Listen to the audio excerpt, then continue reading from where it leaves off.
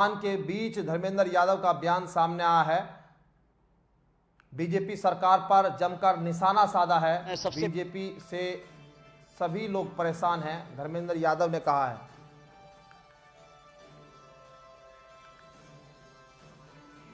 और बीजेपी सरकार पर धर्मेंद्र यादव का बयान लेकर के आपने वो शिकायत किया और क्या कुछ स्वाभाविक है कि नौजवान सबसे बड़ा मुद्दा आज देश के सामने है कि किसी तरह देश का संविधान बचे।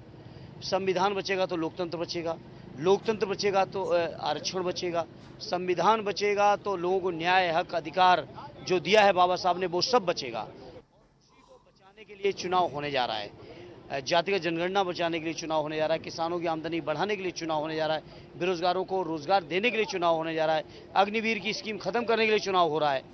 आगे आने वाले समय में पेपर लीक ना हो, परीक्षाएं रद्द ना हो, इन तमाम मुद्दों पर यह चुनाव है। और जब इन मुद्दों पर चुनाव है तो स्वाभाविक है इंडिया गठबंधन को इसमें बढ़त मिलनी है। प्रधानमंत्री कह रहे हैं कि दिया जो है बुझने से पहले बहुत खतरनाक। वो आपने गलत सुन लिया है। प्रधानमंत्री जी अपने लोगों के बारे में ऐसा कह रहे हैं, तभी आज प्रधानमंत्री और भारतीय जनता पार्टी के लोग किसी की भी मदद लेने को तैयार हैं। मैनपुरी के मैंने जिक्र किया था कल, मैनपुरी के प्रेस के लोगों के बीच जो सबसे बड़ा गुंडा है उसको जयवीर सिंह मंत्री जी ने गृह मंत्री जी से मंच पे मिलवाया है। और आज मैं आपको कह रहा हूं, अगर आपके मैनपुरी के जर्नलिस्ट हों, ओड़न मंडल पड़ती है बूथ मैनपुरी सदर विधानसभा में, वही गुंडा जो गृह मंत्री से मिला था वही आज वहां के दलित और पिछड़े लोगों को वोट डालने से रोक रहा है।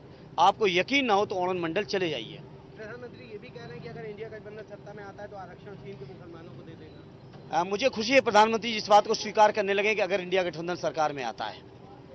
इसी से आप अंदाजा लगा सकते हो कि बीजेपी कहां खड़ी है। जो लोग 400 पार की बात करते थे वो आज कहने लगे अगर इंडिया गठबंधन सरकार में आता है। इंडिया गठबंधन के सभी दलों ने लगभग देश प्रदेश में सरकारें चलाई हैं, बेहतरीन से बेहतरीन सरकारें चलाई हैं। उन सरकारों का कैसा काम होगा इसका प्रमाण पत्र प्रधानमंत्री न दें। प्रधानमंत्री जी प्रमाण पत्र इस बात का दें कि आखिर 10 साल के 20 करोड़ के रोजगार कहां हैं।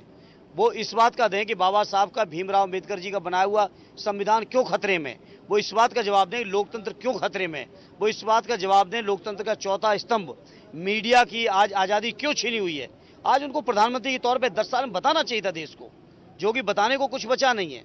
इंडिया गठबंधन के बारे में अनर्गल बातें करके या भय फैला के प्रधानमंत्री जी इस बात को साबित कर रहे हैं कि अब उनकी सरकार जा रही है। आखिरी सवाल रहेगा, मुख्यमंत्री योगी आदित्यनाथ कह रहे हैं ये लड़ाई राम भक्तों और राम विरोधियों के बीच। योगी आदित्यनाथ जी कैसे सबूत देंगे?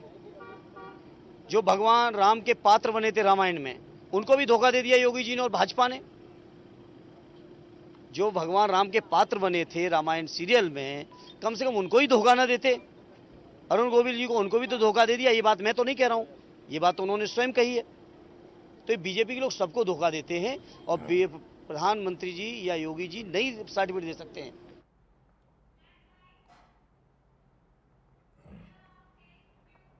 और कासगंज के एटा में पहुंच